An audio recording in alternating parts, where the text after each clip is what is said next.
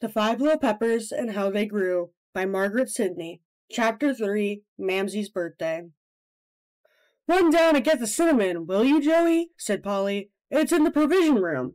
The provision room was a little shed that was tacked on to the main house and reached by a short flight of rickety steps, so-called, because, as Polly said, 'twas a good place to keep provisions in, even if we haven't any. And besides, she always finished, it sounds nice. Come on, Dave, then we'll get something to eat. So the cinnamon was handed up, and then Joel flew back to Davy. And now Polly's cake was done and ready for the oven. With many admiring glances from herself and Phronsie, who with Seraphina, an extremely old but greatly revered doll, tightly hugged in her arms, was watching everything with the biggest of eyes from the depths of the old chair. It was placed in the oven, the door shut with a happy little bang.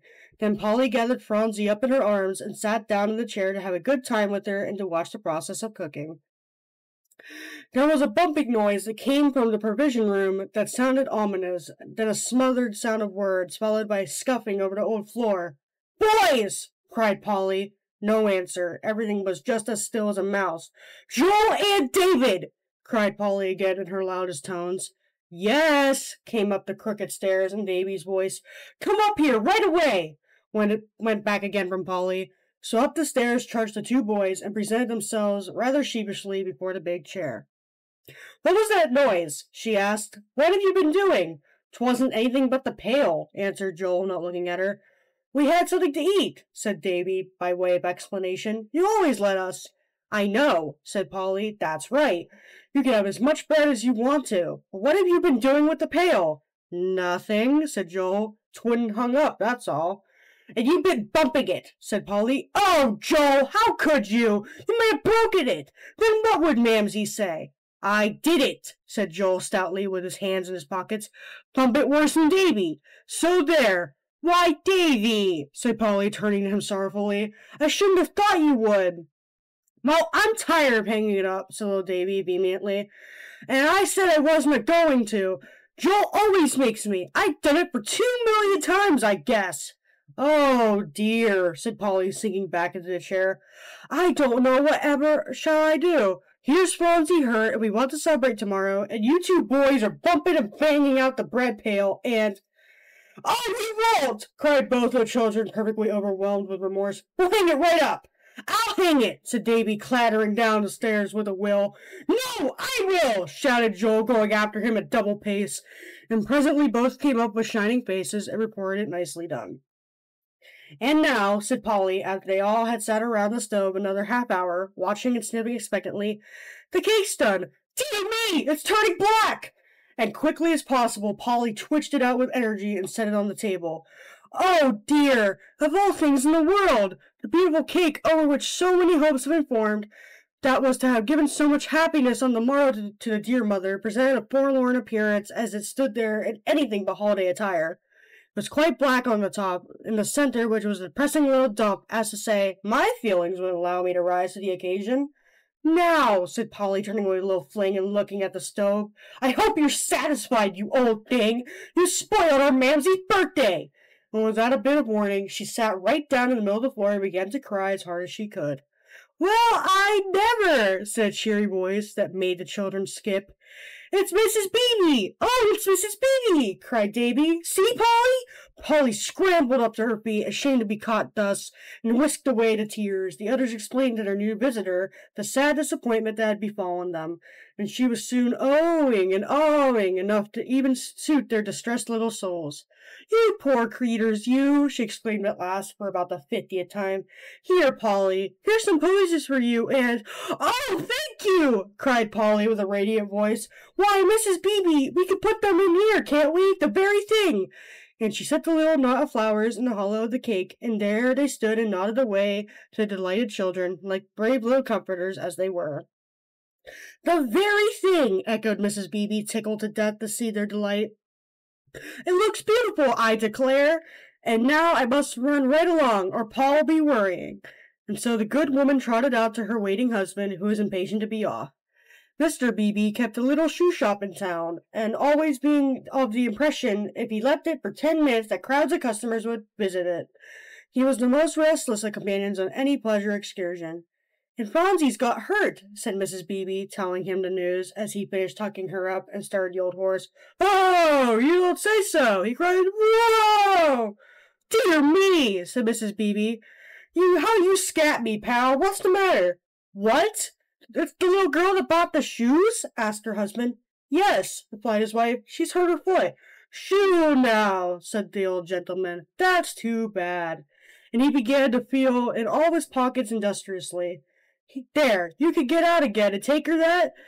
And he laid a small piece of peppermint candy, thick and white, in his wife's lap. Oh, yes, cried Mrs. Beebe, good-naturedly beginning to clamber over the wheel. So the candy was handed to Phronsie, who insisted that Polly should hold her up to the window to thank Mr. Beebe.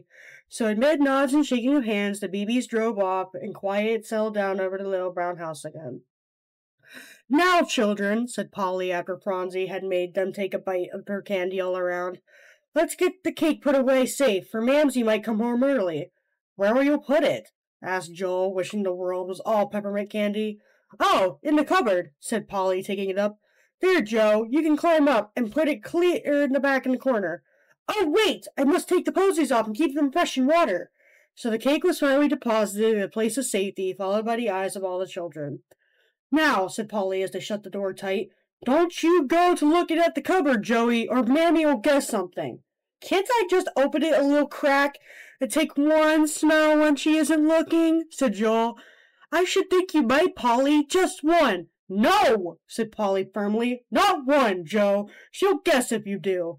But Mrs. Pepper was so utterly engrossed with her baby when she came home and heard the account of the accident that she wouldn't have guessed it over a dozen cakes in the cupboard. Joel was consoled, as his mother assured him in a satisfactory way that she could never think of blaming him, and Phronsie was comforted and cuddled to her heart's content. And so the evening passed rapidly and happily away, Ben smuggling Phronsie off into a corner where she told him all the doings of the day, the disappointment of the cake, and how it was finally crowned with flowers, all of which Phronsie, with no small pride in being the narrator, related gravely to her absorbed listener. And don't you think, Betsy, she said, clasping her little hand in a convincing way over his two bigger, stronger ones, that Polly Stowe was very naughty to make poor Polly cry? Yes, I do, said Ben, and he shut his lips tightly together. To have Polly cry hurt him more than he cared to have Phronsie see. What are you staring at, Joe? Asked Polly a few minutes later, as her eyes fell upon Joel, who sat with his back to the cupboard, persistently gazing at the opposite wall.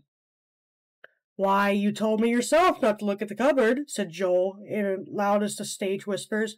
Dear me, that'll make Mammy suspect worse than anything if you look like that, said Polly. What did you say about the cupboard? Asked Mrs. Pepper, who caught Joe's last word. We can't tell, said Phronsie, shaking her head at her mother, 'cause there's a ugh! And Polly clapped her hand on the child's mouth. Don't you want Ben to tell us a story? Oh, yes, cried little Phronsie, in which all the others joined with a whoop of delight. So a most wonderful story, drawn up in Ben's best style, followed till bedtime. The first thing Polly did in the morning was to run to the old cupboard, followed by all the others, to see if the cake was safe. And then it had to be drawn out and dressed anew with the flowers, for they had decided to have it on the breakfast table. It looks better, whispered Polly to Ben, than it did yesterday. And aren't the flowers pretty? It looks good enough to eat, anyway, said Ben, smacking his lips. Well, we tried, said Polly, stealing a sigh. Now, boys, call Mamsie. Everything's ready. Oh, how surprised their mother appeared when she was ushered out to the feast, and the full glory of the table burst upon her. Her delight in the cake was fully enough to satisfy the most exacting mind. She admired and admired it on every side, protesting that she shouldn't have supposed Polly could have possibly baked it as good in the old stove. And then she cut it and gave a piece to every child, with a little posy on top. Wasn't it good, though? For like many other things, the cake proved better on trial than it looked, and it turned out to be really quite a good surprise all around. Why can't I ever have a birthday? Asked Joel, finishing the last crumb with his piece. I should think I might, he added reflectively. Why, you have, Joe, said Ben. 8 of them. What a story, ejaculated Joel. When did I have them? I never had a cake. Did I, Polly? Not a cake birthday, Joel, said his mother. You haven't got to that yet. When's it coming? Asked Joel, who was decidedly of a matter-of-fact turn of mind. I don't know, said Mrs. Pepper, laughing. But there's plenty of time ahead.